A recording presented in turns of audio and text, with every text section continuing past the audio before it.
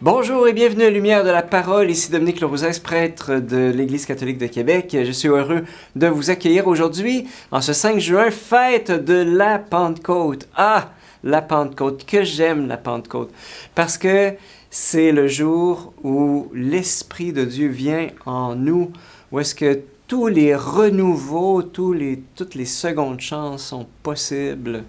Voilà, c'est... Tout ce que l'on peut connaître de Dieu nous est communiqué par l'Esprit Saint.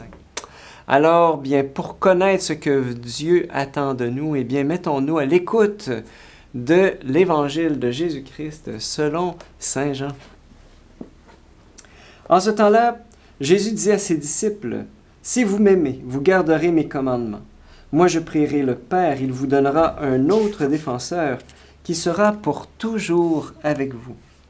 Si quelqu'un m'aime, il gardera ma parole. Mon Père l'aimera. Nous viendrons vers lui et chez lui nous ferons une demeure.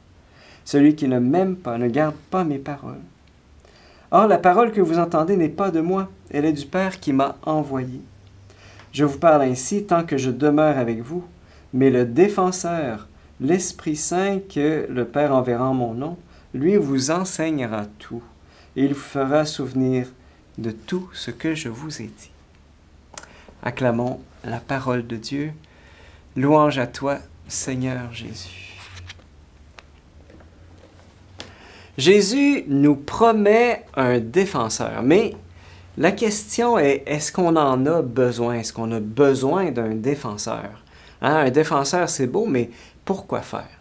Vous savez, moi, j'ai déjà entendu parler des oiseaux marins qui jettent leurs petits en bas du nid, dans la falaise, juste au bord de la mer.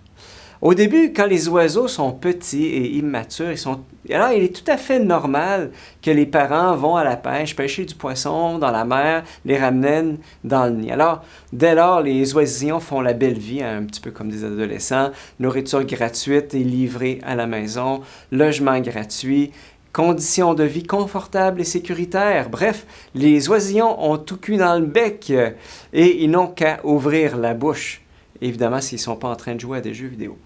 Pardon, mais revenons aux oiseaux. Alors, mais à certains moments, au bout de quelques mois, quelques semaines, quand les oisillons sont plus grands, alors les parents font quelque chose d'épouvantable. Sans prévenir, ils poussent les oisillons en dehors du nid, alors qu'ils n'ont jamais volé. Ils tombent dans la falaise et ils tombent. Ce nid si douillet, ce lieu chaleureux où on est entre nous, en famille, où on est avec les gens que l'on connaît, ce milieu où tout est donné, fourni, où j'ai pas à fournir le moindre effort, eh bien, je suis jeté en bas de ce nid réconfortant. Quelle méchanceté, quelle dureté, quelle cruauté des parents envers ces pauvres petits oiseaux innocents qui n'ont jamais rien fait de mal à personne. Pourtant, c'est seulement en tombant dans le vide, en étant jeté en bas du nid, c'est seulement là qu'il se passe quelque chose d'extraordinaire. Les deux ailes qui jusqu'à maintenant ont servi absolument à rien, eh bien, ils se mettent à se déployer au vent. Et les oisillons se mettent à connaître quelque chose qu'ils n'ont jamais connu jusqu'ici.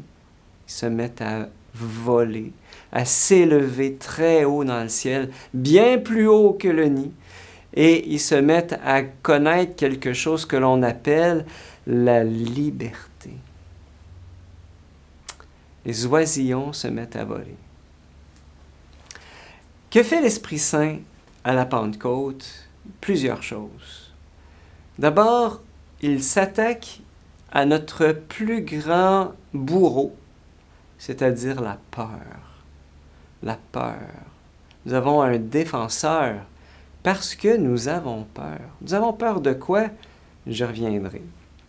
Ensuite, que fait l'Esprit Saint à la Pentecôte? Il jette les apôtres dehors. Il les jette dehors du cénacle. Il leur fait quitter le cénacle, le lieu où ils sont entre eux, ce lieu de confort, de chaleur, où ils ne manquent de rien, où ils ne dérangent personne et personne ne les dérange, où ils peuvent faire leur petite religion. Hein, ce lieu confortable, où est-ce qu'ils sont à l'abri des Juifs, hein, où est-ce qu'ils ont peur, en fait, des Juifs, où est-ce que les portes sont verrouillées, et parce qu'ils ont peur de finir sur une croix, comme Jésus. En fait, ils ont peur de la croix, alors ils restent dans leur cénacle. L'Esprit Saint les jette dehors des murs du cénacle, et il intervient directement au plus profond de leur cœur, là où ils ont peur. Si vous lisez la deuxième lecture, c'est ce que Paul va parler.